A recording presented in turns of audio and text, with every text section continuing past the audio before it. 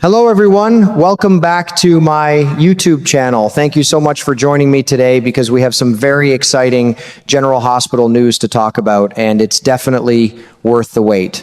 You know, I've been following General Hospital for more years than I care to admit, and let me tell you, this week's episodes got my heart racing like it was the old days, watching my favorite team come from behind in the bottom of the ninth. I was sitting there with my coffee when I saw Jocelyn Jacks stumble onto those notes Anna Devane had scribbled all over the walls of that awful prison cell.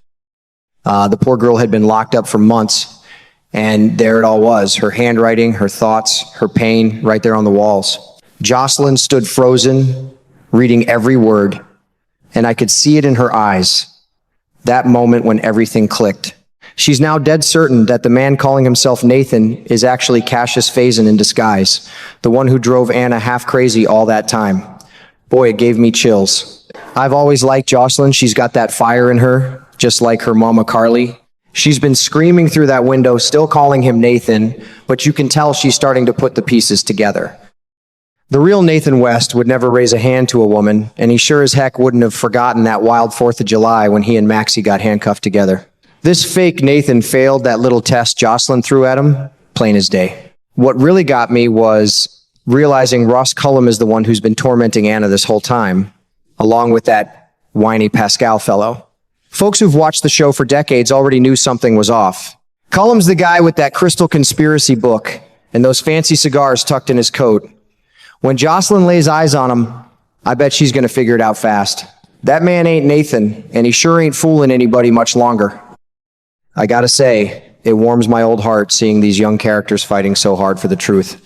Makes me think about how in life, just like in Port Charles, the bad guys always slip up eventually. They can wear another man's face and use another man's name, but they can't hide who they really are forever. I'm telling you, I can't wait to see what Jocelyn does next. This storyline is really cooking, and I'm glued to every minute of it.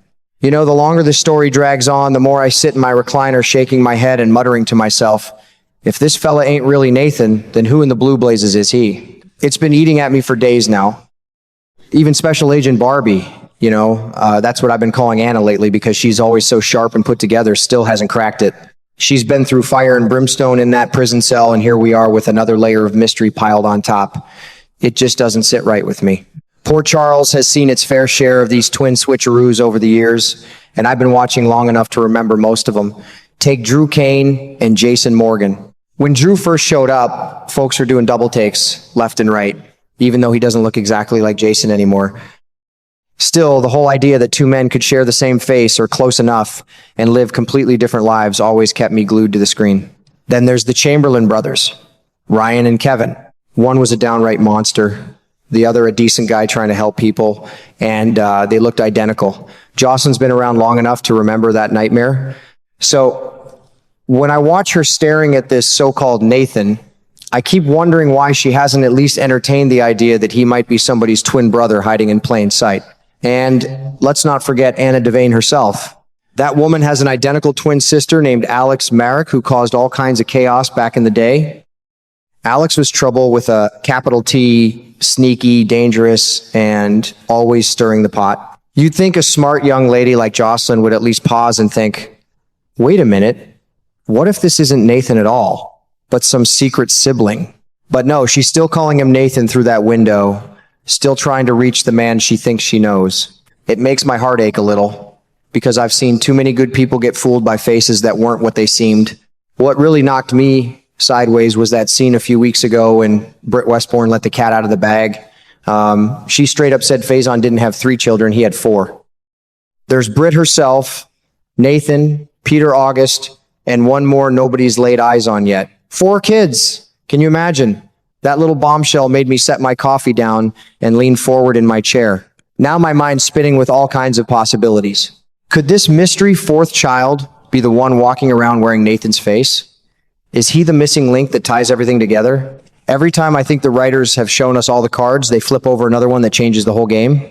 I gotta tell you, these kinds of storylines are exactly why I've stuck with General Hospital through thick and thin. Life's full of people who aren't who they pretend to be, whether it's in a small town or a big city. You think you know somebody, you trust them, you let them into your heart, and then one day the mask slips.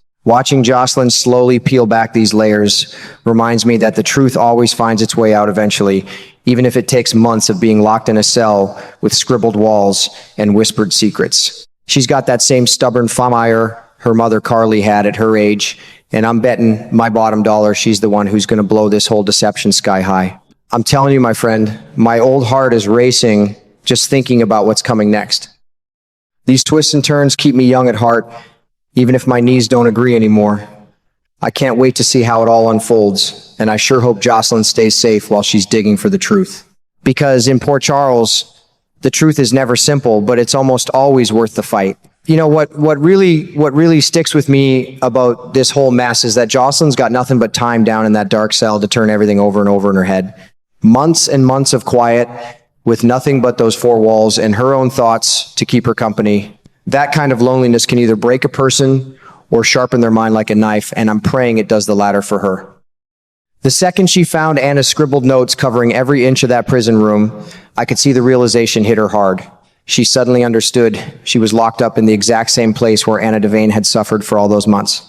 Same cold floors, same desperate handwriting on the walls. It must have felt like stepping into someone else's nightmare. Out in Port Charles, nobody even suspects she's been kidnapped. The official story floating around is that Jocelyn got called back into service with the WSB, and folks just nodded their heads and went on with their lives. Can you imagine? Young woman disappears for months, and everybody buys that excuse without asking too many questions. What really surprised me, though, is Jack Brennan. That man actually believed it. Now, Jack's no fool. He's been around the block more than once. He's the very same person who booted Jocelyn out of the WSB years ago because she got caught playing both sides as a double agent. You'd think he'd be the first one to smell something fishy when she vanished again. But nope, he swallowed the story whole, just like the rest of them. It makes me shake my head and mutter, "Come on, Jack, you should know better than that." All this free time locked away has given Jocelyn plenty of chances to piece things together. I keep wondering if she'll finally connect the dots and realize the man holding her isn't Nathan West at all. Maybe he's some secret evil twin brother nobody ever knew about. Port Charles sure loves its twin stories, doesn't it? With all the history Jocelyn has seen the Chamberlain brothers, Anna and her sister Alex, even Drew and Jason, she's got every reason to consider that possibility. But here's what worries this old heart of mine the most. What if they're doing the same thing to her that they did to Anna? What if they're messing with her mind, feeding her lies, breaking her down day after day until she's half crazy by the time someone finally finds her?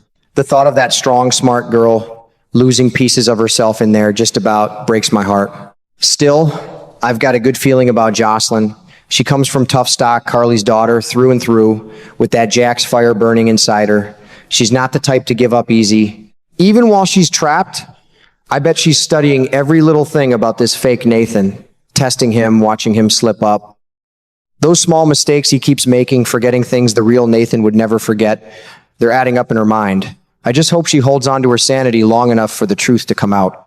I tell you what, this storyline has me more wrapped up than a Christmas present. It reminds me so much of real life, where sometimes the people closest to us wear masks we never see until it's almost too late. But I've learned over the years that the truth has a stubborn way of surfacing, even in a town as crazy as Port Charles. I'm sitting here every day, coffee in hand, rooting hard for that girl. I want her to come home safe, still herself, and ready to make those responsible pay for what they've done.